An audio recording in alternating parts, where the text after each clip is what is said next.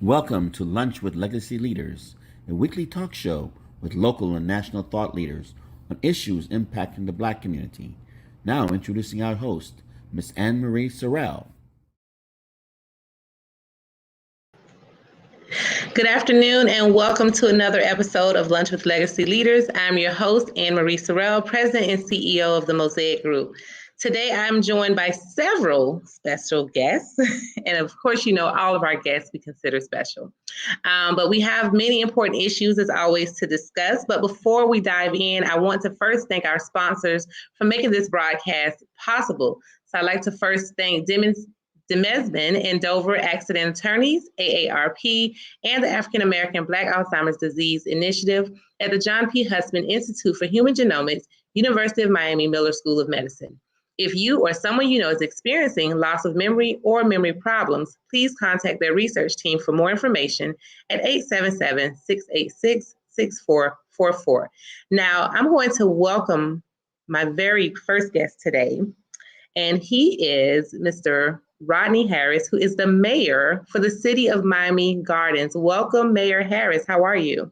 I am great, Anne Marie. I'm doing well. Thank you for allowing us this opportunity to be on this program with you all. And we look forward to continuously serving our community. Absolutely. Well, I'm just going to give a little quick spill. I mean, you had like a really long and impressive bio, but you know, I had to like cut it a little short. You got to condense that. You have to. It might be a little bit of fluff in there, so just condense it a little bit. Absolutely. Well, you were born and raised in Miami-Dade County, and you've spent nearly most of your adult life with a career in government, and you focused on helping youth make better decisions and productive members of the community. You're also a founder of the Department of Juvenile Justice's Success Through Empowerment program, also known as STEP. And in 2012, you were elected by your neighbors and the residents of the city of Miami Gardens to serve as councilman for seat 3, and then was reelected for a second term. And then in 2018, you served as vice mayor. And most recently, in November 2020, you took the oath of office to become the city's third mayor since its inception in 2003. Congratulations on your political career, first of all. Thank you so much. I appreciate that. You're welcome. And I also want to just highlight a couple of other areas that you serve. So you currently serve as the co-chair of the City of Miami Gardens Community Redevelopment Agency, as well as the executive board member of the Miami-Dade County League of Cities. And you're an advisory board member to the Sylvester Cancer Center and serves on the Miami Gardens Charter Review Committee. And you've been recognized by our very own Legacy Magazine as one of Miami's 50 most powerful and influential Black professionals in business and industry, and most recently selected as one of the honorees of the Miami-Dade Black Affairs Advisory Board 2019 Black History Month Vessels and Triumphant Spirits exhibits. Quite impressive, sir. Thank you. Thank you. I appreciate all the nice warm accolades and all those things, but I think the one thing that I really appreciate is being the mayor of Miami Gardens and being able to serve the people of this community and making sure that our residents are taken care of in a proper way. So that's the one thing that I'm most impressed with, and the one thing that I take dear to my heart, to being able to serve the people of this community. I'm a servant leader. I've always been, and if I can help somebody, then that's the thing that I'm most proud of. Absolutely. Well, you've been in office for almost a year. In November, it'll be a year, which is next month. Yeah. So let's talk about, you know, your vision as mayor and what's the mayor's plan and what has happened in the last year that you can share with us as an update for the city of Miami Gardens, and maybe even a little glimpse into what's to come in Miami Gardens. Well, one thing that I think that needs to be brought to the forefront is the fact that a few years ago, we took out a $60 million bond to improve our park system and to improve our senior system. And we've done just that. We followed up on what we said we were going to do, and we opened up several parks, and several of our parks are on the forefront of opening up. We have a brand new senior center. We have a brand new park in Bunch Park. The Betty Ferguson Center has been renovated.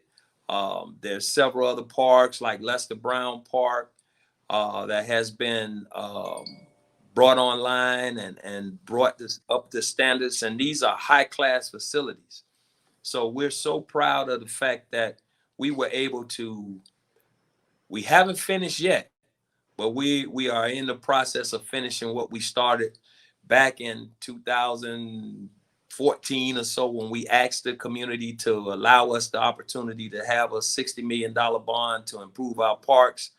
And hopefully by the time I'm out of office in another some odd years, we would have fulfilled the promise that we made to our residents of using that money wisely and building out our park system and making our park system one of the best in the United States. Another thing I think that we got a lot of slack from was Formula One. But Formula One is coming next year.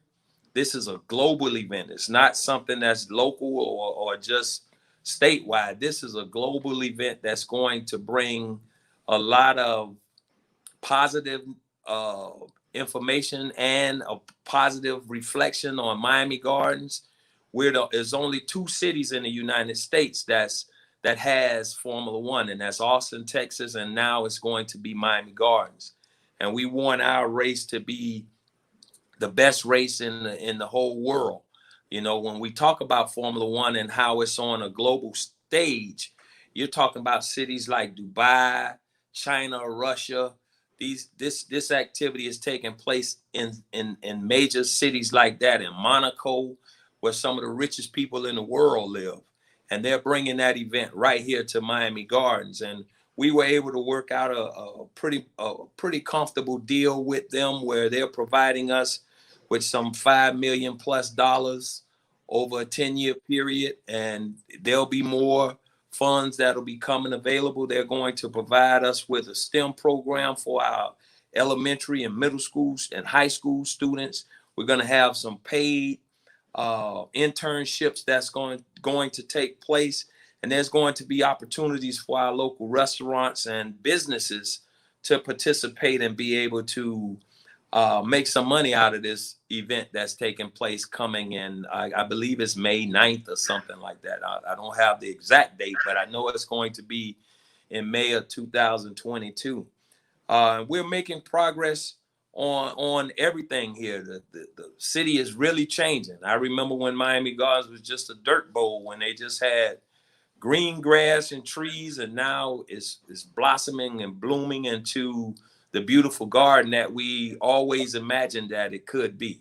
And then we're still doing some things, and we're going to partner with organizations like your own to tell our story and to make sure that people understand that this is not Killer Gardens anymore. This is Miami Gardens, and we're one of the fastest growing cities in the United States. And we continue to strive on the fact that our residents are first, and then we want to make sure that the services that we provide to them are first-class services. And in order for us to do that, we have to make sure that we have events like Formula One and FIFA. We're in the process of negotiating with FIFA right now, hopefully that we can get FIFA World Cup to come here in 2026. And then again, that's another global event that'll take place.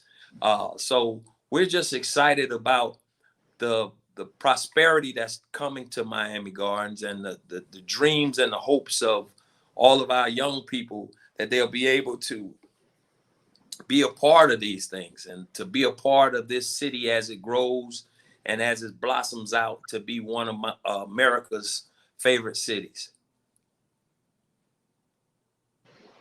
Absolutely. I think that's such a great point, Mayor, that you're positioning the city of Miami Gardens to be a global city.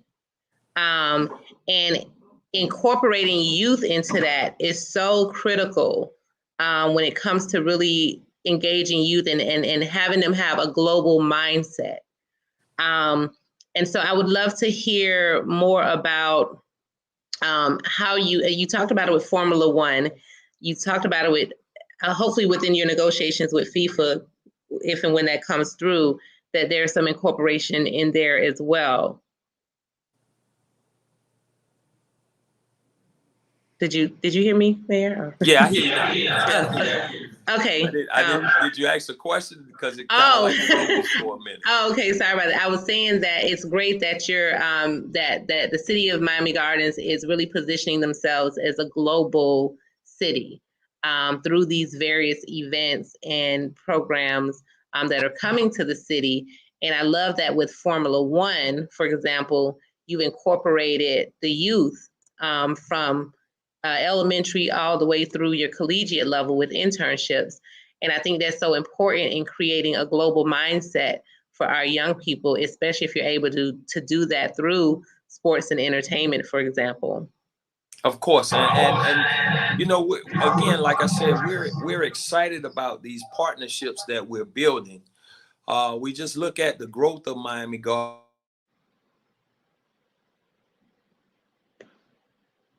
Our light who stinks in our community on a different level than just taking our power and light money.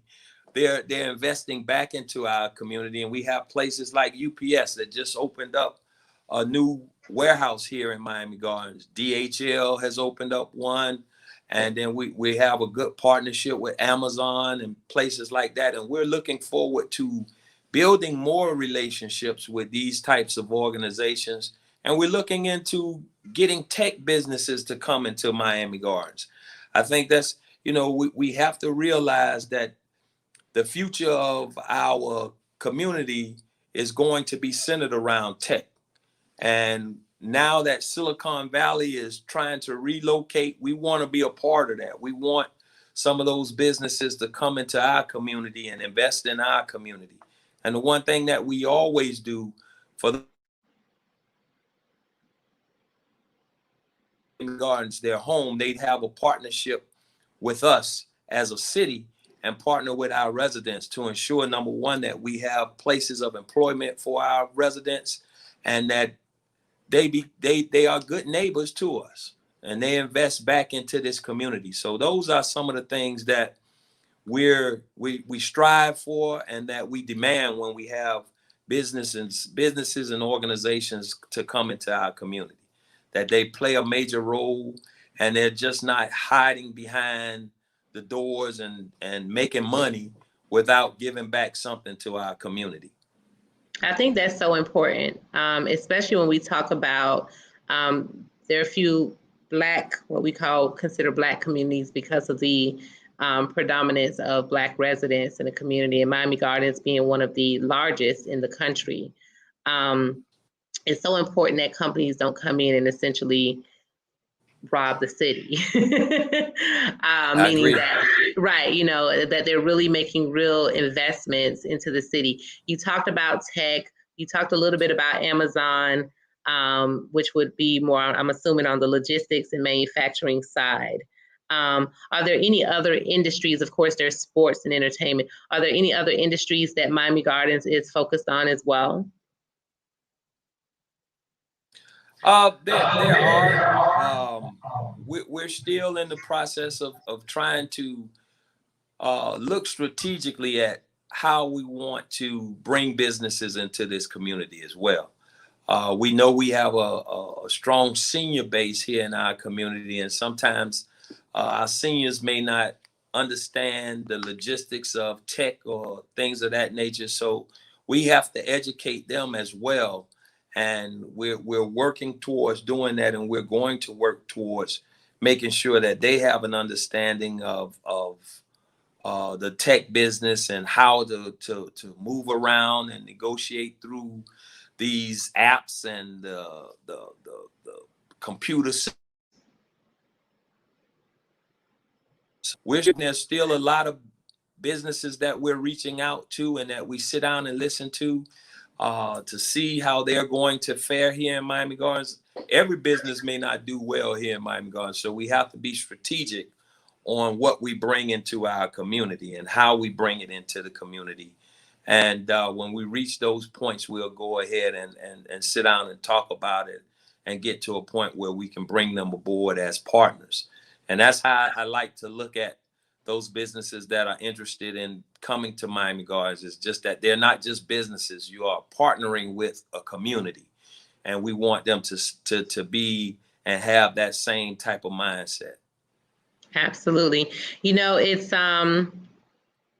really good to see the transition from a public perception of Miami Gardens, and I think you all are just doing some major initiatives. And I know we don't have a lot of time here, Mayor, and I hope that we'll be able to bring you back because I know 2022 is going to be jam-packed with so much. I don't know if you want to just I know you talked about Formula One, but if you want to just maybe highlight some of the other upcoming events and initiatives that people should definitely be putting on their calendar and on the lookout for in 2022 in Miami Gardens. Yeah, I'll be glad to. We're going to have all types of things. You know, the number one thing we're going to have is Jazz in the Gardens will be back. So we really looking forward to Jazz in the Gardens. I wish I had the list of artists. I would have announced it on your show, but we don't have the list of artists that's going to be a part of Jazz in the Gardens yet. But we're still looking forward to continuing to build out our park system. Like I said, Jazz in the Gardens will be here in March. Formula One will be here in May. The Miami Tennis Open will be here in March. So there's so many events. Rolling Loud will be back to Miami Gardens again. There's just so many events that take place in the stadium, and as well as events like our Juneteenth celebration, our Valentine's Day celebration, our Senior Valentine's Day, our Martin Luther King holiday celebration. Food Truck Fridays will be back. We looking forward to those things. Our Father's Day celebration, just about any kind of holiday that you could celebrate, we do it here in Miami Gardens. Just about anything. So, and I can always say that if you compare us to any other city in Miami-Dade County, Miami Gardens always has something going on for their residents just about every weekend. If not every day, every weekend you'll have something that'll be going on for our residents. This upcoming Sunday, which will be Halloween, we're going to have Fright Night in the park at Rolling Oaks Park. That is one of our big events that a lot of people like to come to, but due to COVID restrictions, we kind of toned it down a little bit. And we're looking forward to that. We're looking forward to just enjoying our Veterans Day that's coming up real soon. And then we have the State of the City that'll take place, a virtual State of the City that's going to take place. We didn't want to do a live State of the City right now because of COVID still. So we're going to have our virtual State of the City, which will take place on the 16th of November. So you guys will be welcome to tune in and participate with that. And then the one thing that we do quite regularly now is to honor our staff and to make sure the workers and people who work and who actually do the work for the city of Miami Gardens, we take time out to tell them thank you.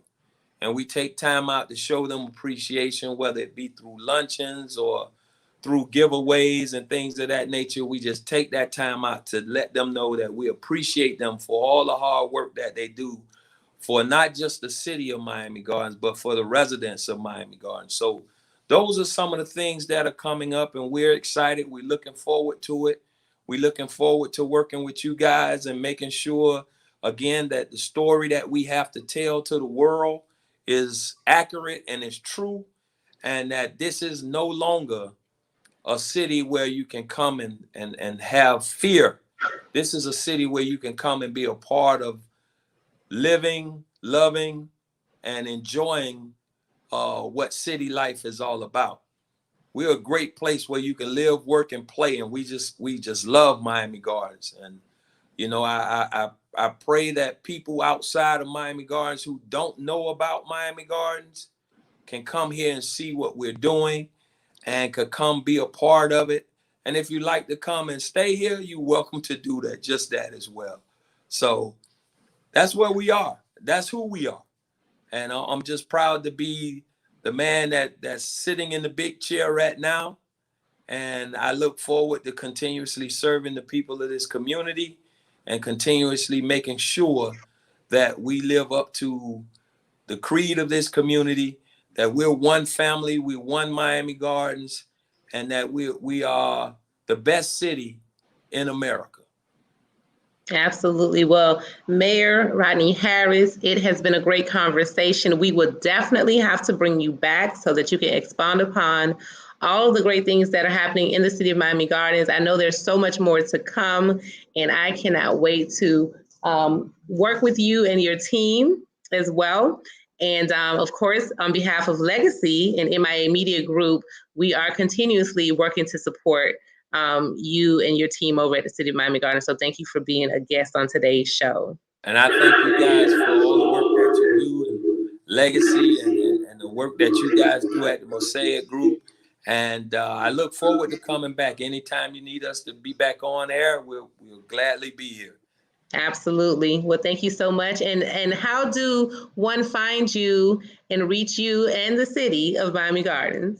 Well, you can always reach us at the City of Miami Gardens. Our phone number is 305-622-8000, extension 2791.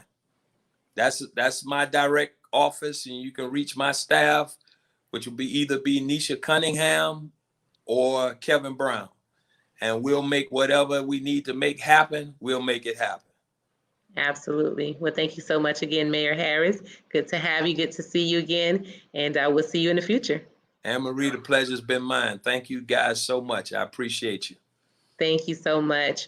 Next up, we will have, we're going to dive right into the upcoming election, which is days away.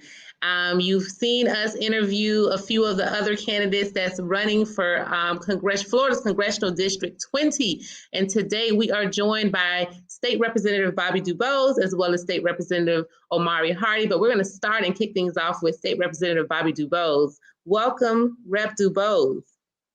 Thank you. Thank you for having me, Anne-Marie. Long time no see. How have you been? I've been great. How have you been? I've been a little busy. Just a little bit.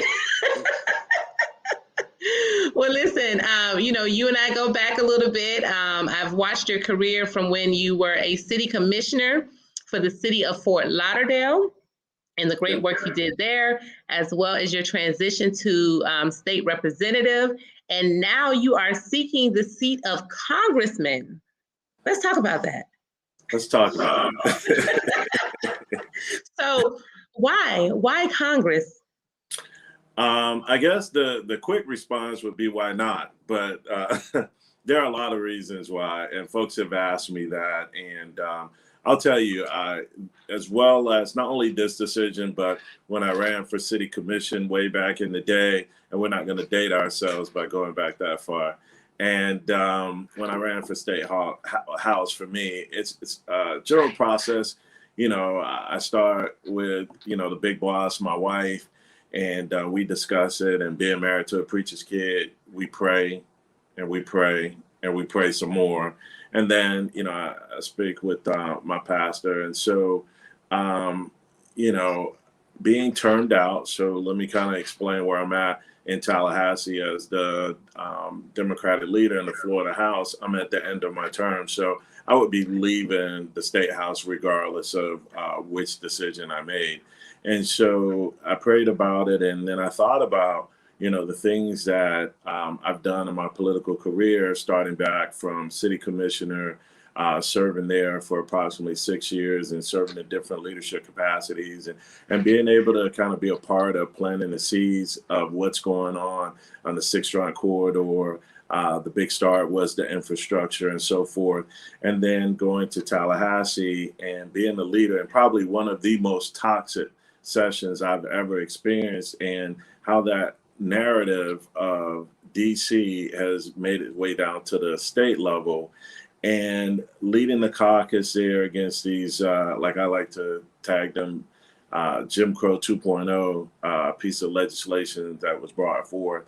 And on top of all that, being able to still pass key legislation, I feel that really kind of parks me in a lane by myself, and being able to take all of that to DC and be effective. Let me be clear and say that the reason why we're here is because we lost a political giant in our community, Congressman Alcee Hastings. And I personally feel that all of us collective couldn't, fill his shoes, but my desire is to grow into them. And because of his passing, there is a void, there is a need, there is a voice that's needed for Congressional District 20. And so that's how we ended up here with less than a week before the election. Absolutely. Wow. So you've been on quite the journey, and I'm sure this has been a very busy season for you. I want to kind of get into some of the issues. When we talk about federal issues, particularly those that, which are all of them, that impact our communities the most, and in particular the constituents that you're looking to serve in Broward and Palm Beach County. So when we talk about, I want to hear your stand on healthcare, and I'll just go through them and you can kind of dive in once, healthcare, education, the infrastructure bill, of course, because I want to know how you think about that's going to impact our community, as well as immigration. Broward County in particular, but Palm Beach as well has a very high immigrant population, especially from the Caribbean, as well as housing. And I think I might have missed one, but let's start with those. Okay. Basically, you're talking about the needs of Congressional District 20. They are many. Yes. And the thing is, being that Congressional District 20 is predominantly communities of color, these issues kind of expand throughout the country when it comes to our communities. So let's start with healthcare. I think the pandemic has shown us really in our community has suffered probably the most when it comes to the lack of affordable health care, right? And so when I got to Tallahassee in 2014, I was kind of excited because initially we were going to expand Medicaid. I'll never forget that the Senate Republicans and Democrats had they called it FIX, the Florida Insurance Exchange. And then the House Dems were on board. And at the time the governor was in kind of the 11th hour, it didn't happen.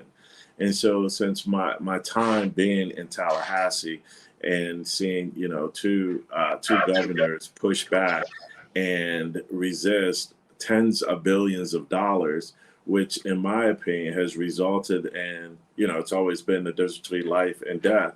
And I firmly believe had we expanded and folks had access to and could deal with some of those pre-existing conditions, that we would still have many of our family and friends here. And so healthcare is a big priority, it's the number one priority for me, because again, the pandemic has shown us and it's disproportionately affected us. And it's just as simple as life and death. And I think on the federal level, we can do something. Hopefully they're doing something, or if it takes, when this election is over, to add to the voice and the cry, the rally, so that we do something with healthcare where we can go around the state process and provide that directly to individuals. I think our community would benefit the most because we see the disproportionate effect. The other topic we talked about, education. Education is always big, and I tell people, not only is education the great equalizer, it's probably one of the hottest topics that sometimes we don't realize that the Republican Party has an all-out assault on traditional public education, right? So when we look at many things that we're dealing with, for example, let's just take the mask mandate. Both counties took, position on this. And I tell folks it's bigger than the mask mandate. It's just so happens that the Republicans seize the moment. They're always passing legislation. You know, we had this bully bill that had passed, and that was, you know, caught a lot of attention. But it was ironic that the governor would bully the school board and the superintendents, and then parents could still take taxpayers' dollars and take their children out of traditional public school and put them in private school, where the private schools were mandating that they wear masks and there were no repercussions. So you got to always kind of watch the big picture here of what's going on. You know, if the state of Florida made education the priority it needs to be, and we fund it, there would be room enough to have these different models, hybrids of traditional public school, charter school, or what have you, but we're pitting one against the other. And I always tell people where the problem lies is the only model that has to take every kid through the door is traditional public school. And so that's why we have to fight for those, not necessarily, you know, going against the other, but we have to keep that priority in place. You mentioned housing. Affordable housing has been an issue. You know, it's interesting, we had a Sadowski fund, but we raided the Sadowski fund. And, you know, as much as we talk about affordable housing, what we need to make sure is that we have a livable wage, right? Because if you know, have housing that you deem as affordable in an area, but if people aren't making the proper wage, then they're still spending a larger percentage of their income towards housing, which takes away from other things that are needed, which diminishes any discretionary income that a family may want to use towards just, you know, maybe education, for additional education for their kids. And so, and I use that as an example because I was the first person in my family to go to college, you know, and I feel, but for that opportunity, I might not be here in this capacity. And so we need to make education a priority. We need to fund education as such and stop trying to pit one model against the other. You know, being an elected official, and especially when I was on the city commission, I would go into different schools, be it a charter, private, traditional, public, be it labeled an A school, an F school. But what I would always find is it's the individual classroom, it's the individual teacher. I could go in a school that was labeled an F and go in a classroom with a teacher, and I would say, I would definitely put my kid here. I would love for this particular teacher, and I could figure that out within, you know, a couple of minutes. You almost got that sense. And then there are schools I go in supposed to be dubbed the A school, and I walk into the classroom and I say, you couldn't pay me enough, you know, to put my kid there. And I use those examples because too often we're trying to say one is better than the other. But what I find to be the problem is the lack of resources. So, you know, there's a lot of talk around education, early learning, and so forth, and that's very important. And so, you know, hopefully we build back better and we include those things in the Build Back Better plan. Also, and I'm trying to hit all your points, so I think I wrote some down. Immigration. Immigration. Okay. And you and I know this because, you know, a lot of times I see your Insta stories and you have all this good, you know, Jamaican food on there. So, you know, I'm always commenting. But, you know, that was personal to me because, you know, my grandfather's Jamaican and he came here, and, you know, I tell people, I see how much he's given, you know, to his country. And again, being the first one, but from my grandfather and the position he took in regards to me and my education, I doubt I would be where I'm at, you know. And so when we look at immigration, it needs to be fair across the board. And I tell folks, we cannot capture things in a silo when we talk about, you know, racism and two Americas, right?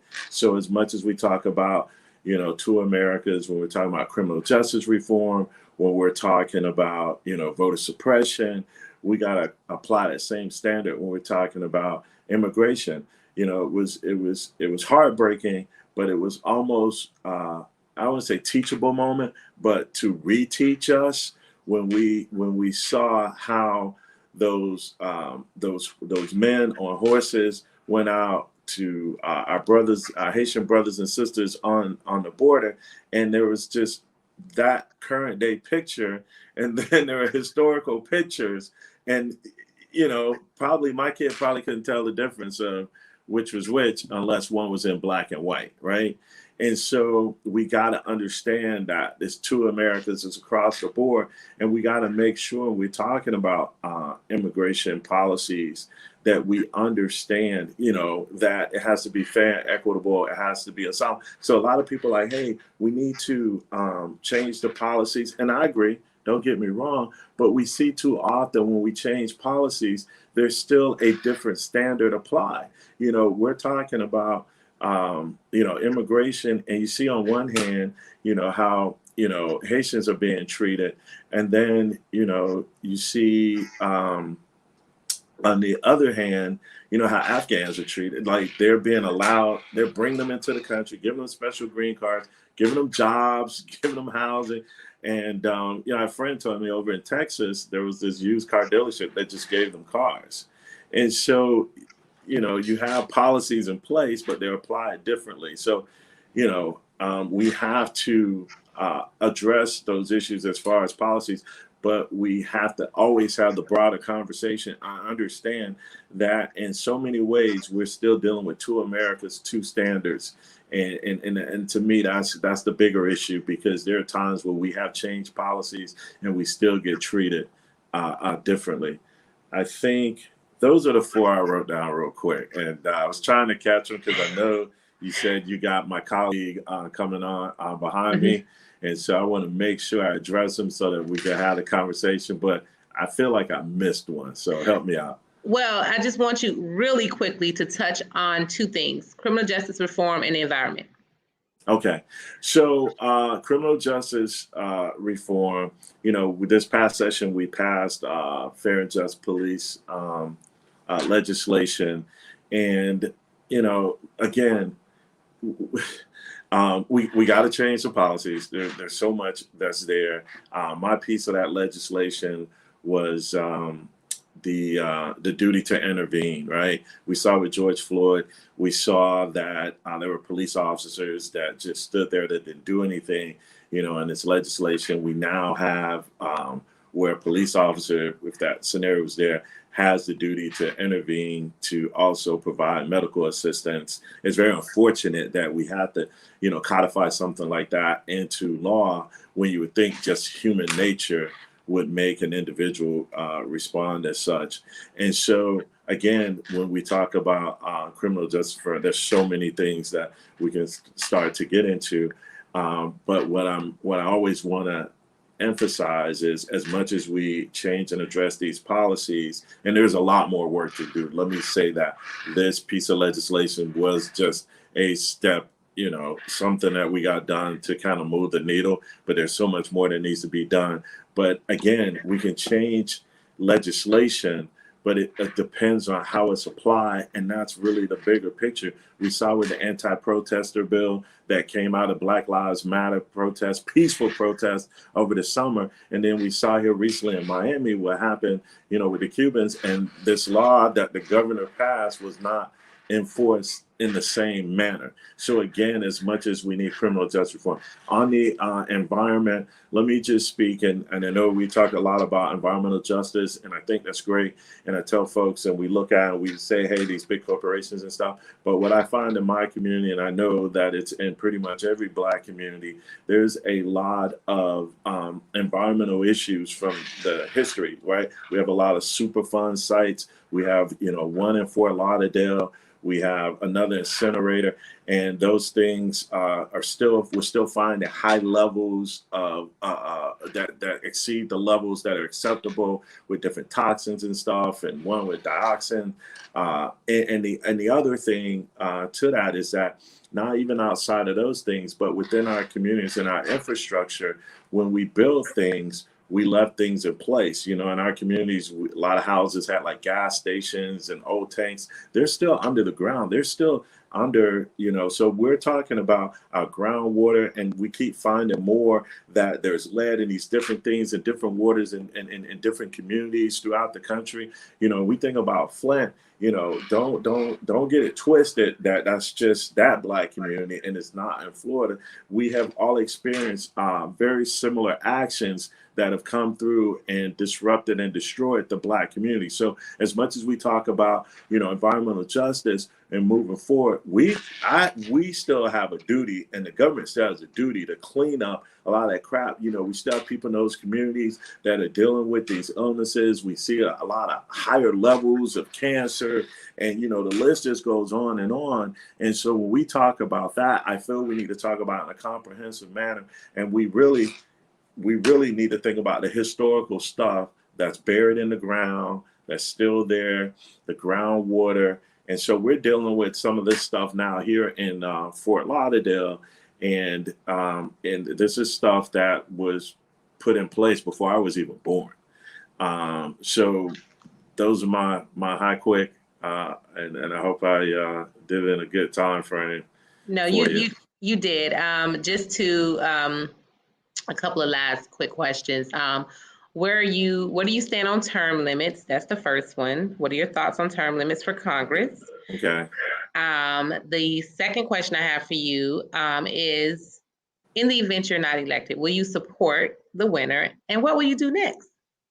Okay, so term limits, I'm a little I'm not settled in my position. I'm gonna be honest, because I'm a direct product of term limits, right?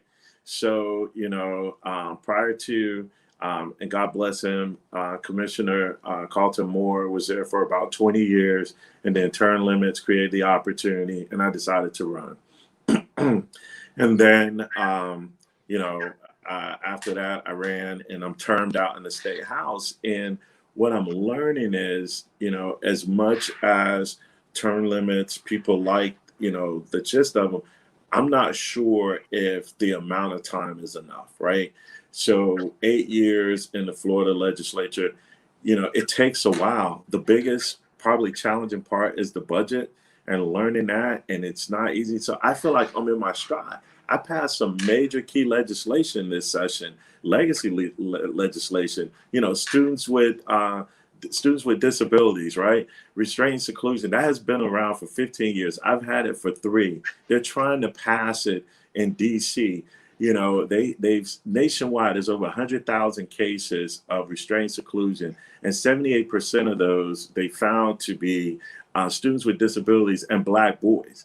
Now, great, I finally passed it in Florida, so there is protection for those students, but what about the rest of the country? I passed something on the healthcare. It had to do with creating a rare disease advisory council. Now, I lost my mom to a rare disease, scleroderma, and I learned that rare diseases disproportionately affect women and women of color. I did that, and there's another piece of legislation I passed, but so it's not that I'm saying I'm for or against. I just understand being a product of, but being in the mid and being a result of term limits, right? Coming in, and then also being term limited out. I'm still trying to figure it out, because what I'm learning in Congress is that it's a lot of it has to do with seniority, because there's so many, and effectively to get things done, it takes a while and so forth. And so then if we are constantly turning people over, and then the staff and the lobbying corps become the more senior people of the process, is that necessarily best for us? I don't know if that's really the answer. So I'm sorry I don't have I've been pressed to give one, and I've said no. However, I'm still working through it. I'm probably right now, I would say I'm kind of the poster child for term limits. I got here because of term limits. I'm leaving, at a point that, because I was leaving before the Congressman passed. So sorry about that. And the question is, I would support. I've been working in my community prior to being elected. Running for office was a different platform to continue to work for my community. And so whether I'm elected or not, I will. I'm raising 4 young Black men in what I dub as 2 Americas, and there's a lot of work to do, and I'll continue to work as hard as I can so that they don't necessarily have to experience the things that I have, but unfortunately they are. And then the other part was, what do I do after the fact if that's not the case? I'll tell you, the first thing I'll do is get some rest. I'll hang out with my wife and my kids, and I probably, honestly, for the first couple of days, do absolutely nothing. But after that, I don't know. I typically pray a lot about my next moves, and we'll see. But prior to this, there were different things on the table, and one of them was walking away from being a public servant. And it's not an easy thing. I always give hats off to everyone, even everyone else running this race, people who step up, because I just have a different platform. But Anne Marie, as long as I've known you, you've been a public servant. You're doing it. You're now elected with a title. So I mean, that didn't change once you got elected. You're still doing it, and I think so many other people are doing it. And sometimes, activists, I feel, carry a heavier burden, and sometimes they move the needle quicker, and it's a collaborative effort that's needed. So that's kind of where I'm at. I feel you on it. Well, I definitely feel you on the rest part and everything else. What I would ask you to let our audience know is, how can they learn more about you and your candidacy? We're just a few days away from the election, so please share how our audience can find you and learn more about you before they cast their votes, if they haven't already done so. And when is the election? All right. So you can find me at www.DuBoseforcongress.com. The election is November 2nd. We have been voting for a while now. And, I'm going to say definitely, vote for Bobby DuBose for Congressional District 20. But I want to just encourage everyone to get out and vote and stay engaged in the process. It's so important. If there was never a time that you felt it was really important to exercise your vote, from this point on, be it the special election or any election, because as you can see nationally, there's an all-out attack on our right to vote. They started with going after our right to assemble, the anti-protester bill, and our ancestors, they died, for us to have this right. There are people who are in our community, our senior folks, who have been a part of demonstrations. They probably physically have battle wounds to get us to where we're at, and for us to sit down and not exercise that right and fight to protect it, we need to think twice about that. So I encourage you all to vote. Early voting is through Sunday, and then Tuesday, November 2nd, you can cast your vote. If you have an absentee ballot, I'm going to say this, and I'm going to pause. Do not put it in the mail. Make sure you take it in. Our mail system is moving really slow, and we want to make sure that your vote is counted. Awesome. Thank you so much. It's been a pleasure, Representative Bobby DuBose. I wish you all the best with your candidacy and, of course, all of your future endeavors. And we'll see what happens on November 2nd. Thank you for being with us today. Yes, ma'am. Take care. Take care. Thank you. Next, we have Representative Omari Hardy. Welcome, Representative Hardy. Hi, how are you? Can you hear me okay? I can. How are you? Fantastic. I'm all right. Thank you. I appreciate you for having me. Thank you for being here. Yeah, No problem. Thank you for being here. Well, listen, you've been quite busy the last couple of years, making all types of waves. For those who don't know, Representative Hardy served as a city commissioner for the city of Lake Worth Beach, and then went on to get elected, last November, I believe it was, for state representative. And so you're fairly new to the state rep role, and now you are running for Congress. And the reviews are that you are a progressive candidate. And I just want to hear all about your platform, Representative Hardy. Well, I appreciate that. So you can learn a little bit more. Am I giving you an echo? No, I hear you just fine. Okay. Well, look, you can learn a lot about where I stand on the issues if you know kind of where I came from, right? Like my parents were teachers.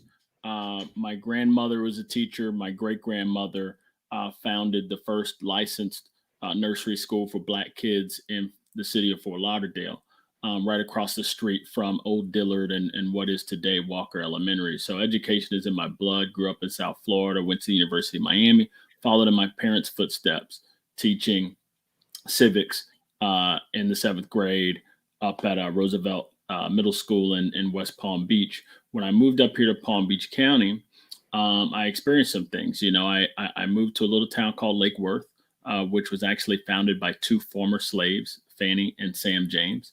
The population of the city is 65% non-white. Tremendous African-American, Haitian-American, Guatemalan, Mayan, and Mexican-American communities in the city, but there wasn't anyone of color sitting on the dais. And it showed in the policymaking of the city, and it showed in the physical environment of the city, in particular in the neighborhoods of color, in particular on the southwest side of the city, where we had miles and miles of unpaved roads. You know, Lake Worth Beach, as you know, is probably 8-10 minutes away from Mar-a-Lago by drive. And yet we have unpaved roads in that city, largely in the Black community. So I ran. I won by just 18 votes. And, you know, you talk about my progressive ideology. I came into office at the age of 27, very much so a generic Democrat, right? Not really having thought much about where I fit on the spectrum as far as what kind of Democrat I am. But it was through my experience butting heads with my colleagues on the Lake Worth Beach City Commission that a few things became clear to me.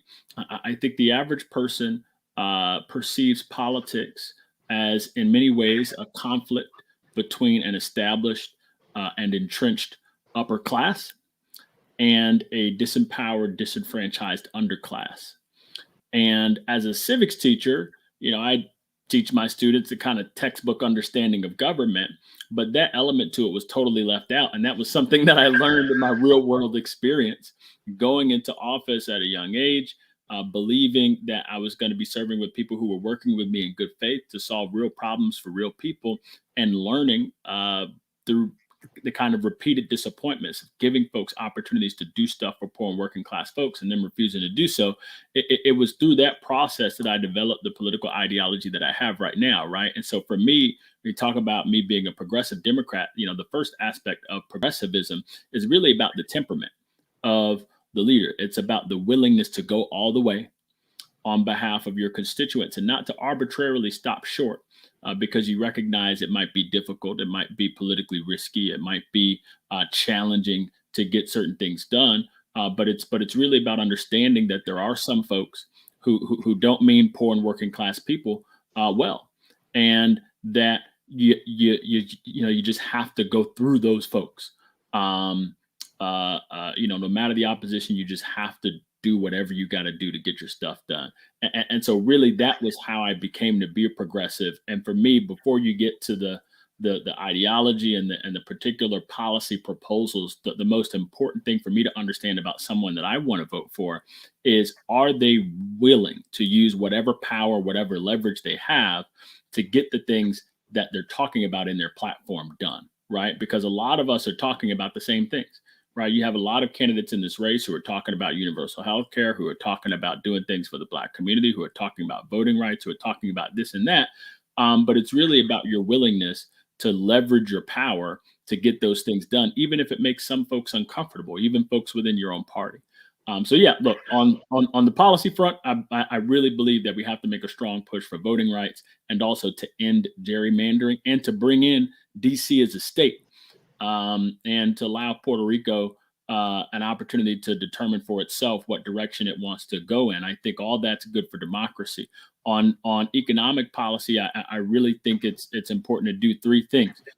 We need to make sure that folks have health care, and that the healthcare that we have in this country, that the healthcare system is equitable. I think we achieved that with the single payer Medicare for All program, which is expensive, $30 billion over 10 years.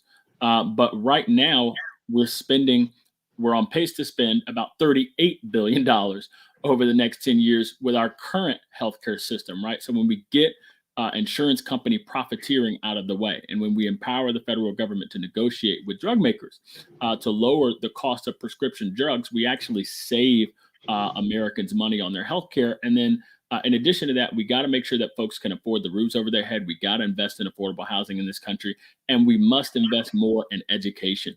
We need free universal VPK in this country. We got to make sure our kids are kindergarten ready, that they're starting off on the right foot.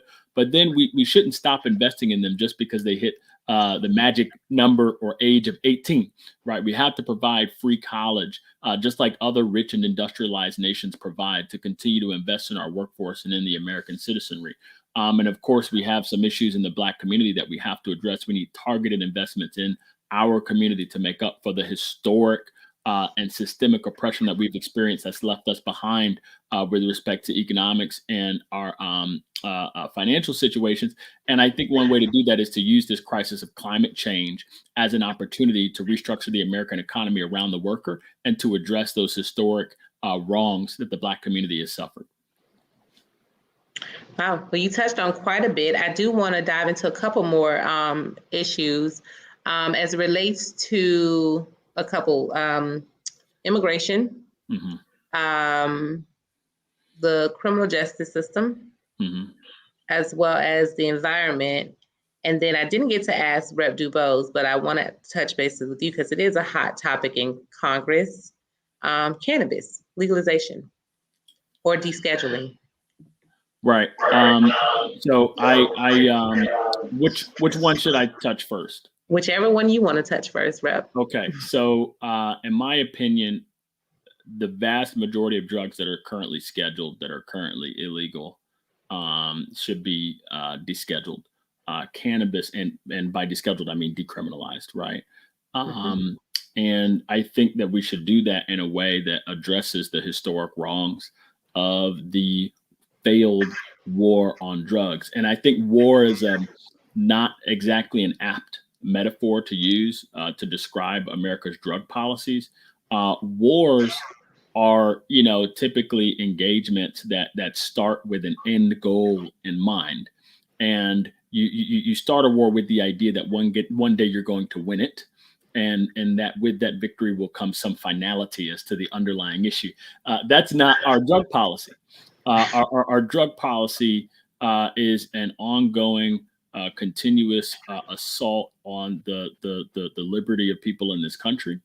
It is the ongoing criminalization of mental health issues. It is the ongoing punishment that we're constantly meting out to people around whose lives we've drawn bleak boundaries by refusing to invest in education in the inner city and job opportunities and all sorts of other things. So, I mean, what the war on drugs has done, it has punished generations of predominantly Black men after spending decades and decades disinvesting from the schools that these young men went to, cutting funding for the essential programs that kept food on the table, that kept the lights on and so on for poor and working class families of color, that put, so-called community resource officers or school resource officers in our school, which accelerated the school to prison pipeline, while simultaneously making the punishments for minor infractions extremely severe, right? And so what the war on drugs is doing is it's taking all the bad policies that have affected poor and working class people, and in particular people of color, and it's effectively doubling down on them by making the kinds of decisions that people tend to make.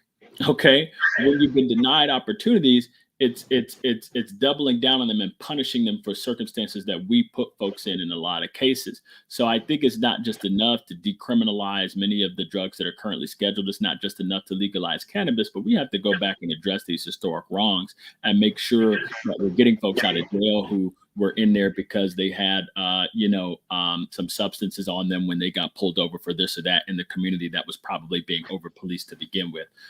So that's how I feel about cannabis and other drug legalization. I just think, look, and even very hard drugs, take opioids, for example. If you're in possession of heroin, you very likely have a substance abuse issue. Why then aren't we providing you with health care instead of taking you to jail and messing up your life and potentially your family's lives more than it is already, right? So that's how I feel there. On immigration, I just think it's very important that we realize we have a fundamentally racist immigration system, right? It's not like we have a decent framework for immigration in this country that has some problems that we need to fix. No. Like the framework is fundamentally racist, right? Like we allow millions of immigrants from Europe to come to this country, and we got our first major immigration law, I believe, in 1882 with the Chinese Exclusion Act, right, when the immigrants were of a different color. And our immigration law still embodies that framework. And basically what it's meant to do is it is meant to make immigrating to this country very complicated, very costly, very time consuming.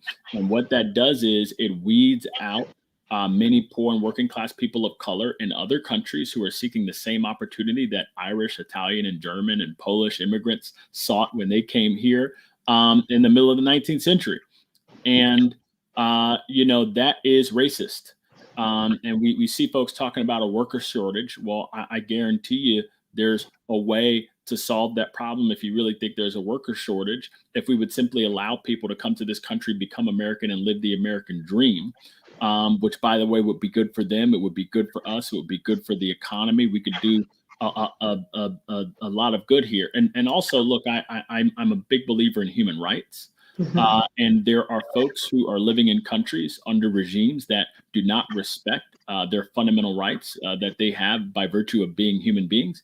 And I think it's important that we show compassion to these folks, right? If we don't understand the argument for self-interest to allow more immigration to this country, then hopefully we can have some sort of compassionate bone in our body that would allow us to understand that folks who are living in a place like Haiti, where the government, one of the classic definitions of a government is, a state that has a monopoly of power in an area. Well, I'm sorry, the Haitian government does not have a monopoly of power in that part of the island of Hispaniola, right? And so I think it's very important that we acknowledge that, and that folks are fleeing this country because they want better for themselves and they want their rights to be respected, because they're not right now, not by the government, not by the gangs that are running large portions of certain cities in Haiti. And that should be enough for us to allow them there. So, we need to path to citizenship. Of course, that's a no-brainer. Stop using Title 42. Of course, that's a no-brainer. The Biden administration is not only using Title 42, a lot of people don't know they are defending the use of Title 42 in court right now. A trial court judge told him stop using Title 42. And the Biden administration is appealing this ruling to a very conservative Fifth Circuit Court of Appeals. This is at the Biden administration's discretion. He has a D next to his name. Many people of color voted to put him in office. And I think it's incumbent that we let him know that that's unacceptable. And that if it's unacceptable, we actually refuse to accept it, right? We have to continue to keep the pressure on the Biden administration to do the right thing. Absolutely. Now, I don't think you touch on the environment. Yes. I know the environment and climate change is a big piece of especially the progressive platform. Right. So I want to hear your stance on the environment. Yeah, there are a few different ways to look at the environment, right? I think, if you look at the way that the environment has been approached as an issue going back 50 years, it's been people who have a great love of nature and who don't want to see nature spoiled. by human industry.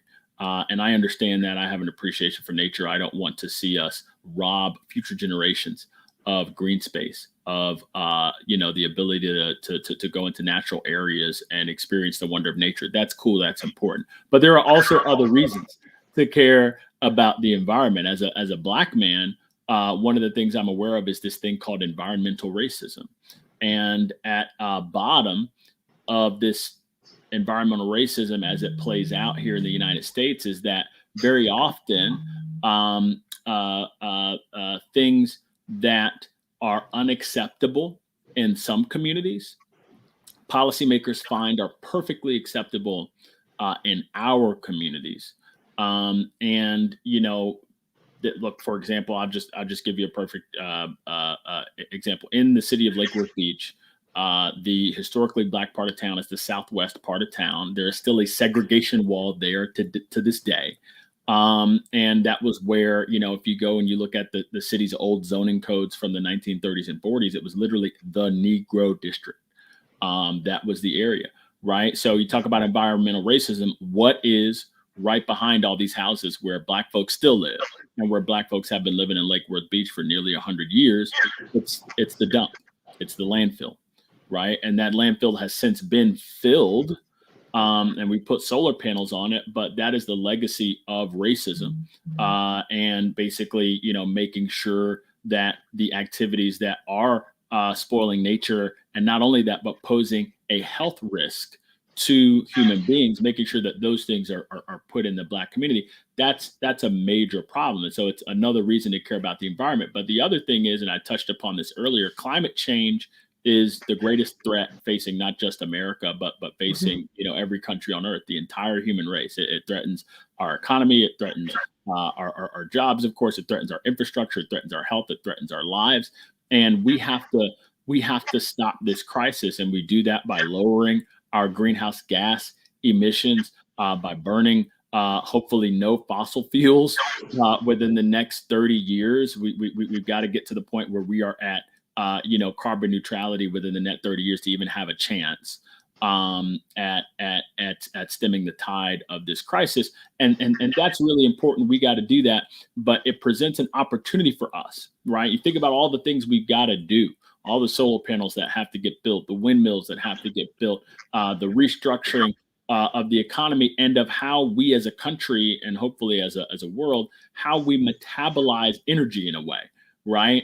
We have to restructure all of that. And I see a huge opportunity as we address this crisis for us to create millions of new jobs, and also for us to address some of the historic wrongs that we've been talking about in the Black community. And so that's why I believe that we need a new deal, but the deal has to be green. So we need a Green New Deal to address the climate change crisis, build lots of infrastructure to prepare us for what's going to come, restructure the economy so that we're not only lowering our greenhouse gas emissions to stop this thing from getting worse and hopefully to reverse it, but also to provide opportunities to historically marginalized communities like Black folk, like Hispanic folk, like poor and working class people of every color, because I think that not only is that the right thing to do, but I think it will be politically necessary for us to do. It's hard to sell the median voter on an ambitious climate agenda. You have to show the median voter what's in it for them.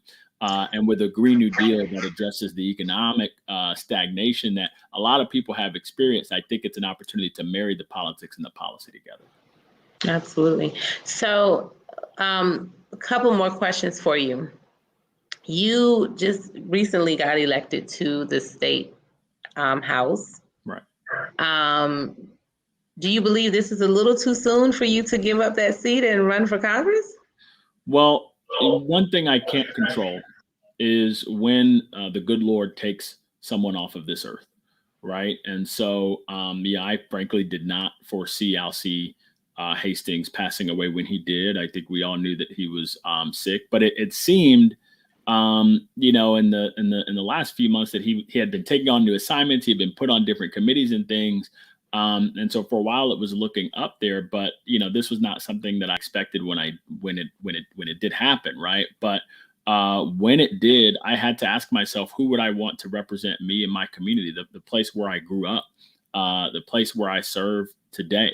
My family, my friends, my neighbors, who would I want to represent us in Congress, not just at any time, but in what I believe is a historically unique and dangerous moment in the history of this nation. I would, remind anyone who's listening that about 10 months ago, we had an actual insurrection at the Capitol where folks literally invaded the Capitol and attempted to disrupt the peaceful transfer of power in this democracy. That's scary.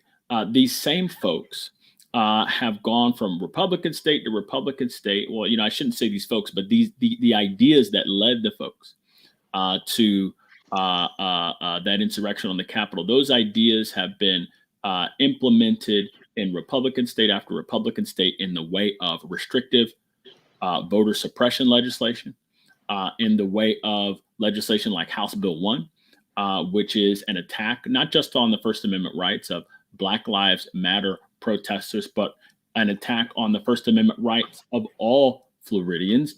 Those ideas have been implemented in the way of that Bill 1 of House Bill 1. Those ideas have been implemented in the way of these draconian abortion bounty bills, like Senate Bill, I believe it's Senate Bill 8 in Texas, whereby the state of Texas is essentially putting a $10,000 bounty on the head, not just of women who have received reproductive health care, but on the head of any person deemed to quote unquote facilitate the access of reproductive care on the part of women. But basically what we have here in this moment today is a rabid Republican Party that wants to roll back the clock on the rights of every marginalized community in America. And the progress that we enjoy today, that is reflected in the field that we see here, where we have 11 qualified Black folk running for this office, whereas when in 1992, when Alcee Hastings first ran for the seat, when it was created, it was just him versus Lois Frankel. That's the progress that is under attack right now. And so, with all due respect, I could not sit by on the sidelines understanding what the stakes are, and also understanding the field, and just say, no, I would just rather sit out. I just look, some things you can control, some things you can't. I think this is a unique historical moment. I think it's important for us to have very vocal, strong leadership. I think we need a fighter. I think we need someone who's going to build on the legacy of Alcee Hastings. And I believe that I'm the best person to do that. And for that reason, I think it's incumbent on me to give voters this choice. Thank you for that answer. So my last question to you, if in the event you are not elected, will you support the winner? And what would you do, or what will you do next? Yeah, so I will definitely support the winner, and as some folks know, my wife and I are expecting, and so no matter what happens next, I'll be preparing to welcome a beautiful baby girl, Lord willing, into this world in January. So yeah. Congratulations, by the way. Thank you. Yeah. Awesome. Well, congratulations on you and your wife.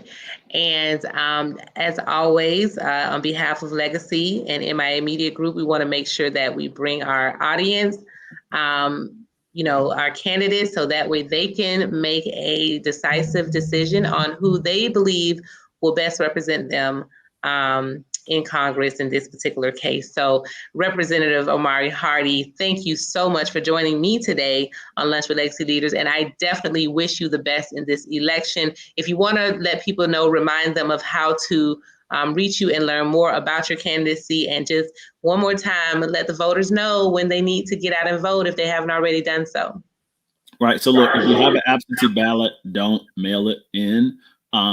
Take that ballot to the nearest early voting location near you and drop it off there during early voting hours, which in most cases is between 10 a.m. and 7 a.m. Some drop boxes are open from 7 a.m. to 7 p.m. So just be aware of that. The mail is moving too slow.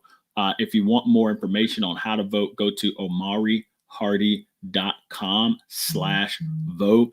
And we have resources there for you so that you can make a plan to vote. The election is on November 2nd. And in this world with early voting and voting by mail, the way to conceive of the election day is as the last possible day on which you can cast a ballot. So that's on Tuesday, November 2nd. This is probably the most important election in the Black community in South Florida in 30 years. And it's important for us to have a say. Awesome. Well, thank you so much again for being with us on Lunch with Legacy Leaders. If you want to stand by, you're more than welcome to. I'm going to make some announcements for our viewers before we end the show. So I want to thank again our sponsors, Dennis, I keep pronouncing this wrong, the Desmond and Dover Accident Attorneys, AARP, and the African American Black Alzheimer's Disease Initiative at the John P. Husband Institute for Human Genomics, University of Miami Miller School of Medicine. Last week, Legacy Magazine released South Florida's top Black healthcare professionals of 2021, and you can pick up your, well, of course, find your copy online at MIA Media Group. That's MIAmediagrp.com. Also, nominations are open. So if you are, or if you know someone who is the most influential and prominent Black woman in business and industry in either Miami, Broward, or Dade, or all three, if you know multiple women that you want to nominate, nominations are open and you must submit your nominations by tomorrow, October 29th.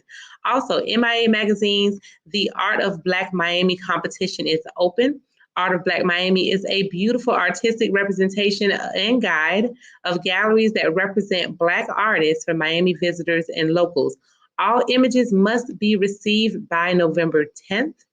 And you can visit miamediagroup.com for /nominations and submit your nominations for both the Art of Black Miami as well as for our issue coming up for the most influential and prominent Black women in business and industry. Also, please make sure that you tune in and watch all of our shows. On Mondays, we have the Business of Black Business at 1 p.m. with Jay Reynolds. Tuesday, My Money, Your Money at 7 p.m. with Bridget Lumpkins. Wednesday, Soul at 7 p.m. with Nikki Jellin. And of course, Thursdays, Here With Me with Lunch with Legacy Leaders. And of course, as always, make sure you share this video. Follow MIA Media Group on all of the social media platforms, and also follow Anne-Marie Sorrell on Twitter, Facebook, Instagram, and LinkedIn. Again, mark your calendars, and we'll see you again next Thursday at noon. Thank you.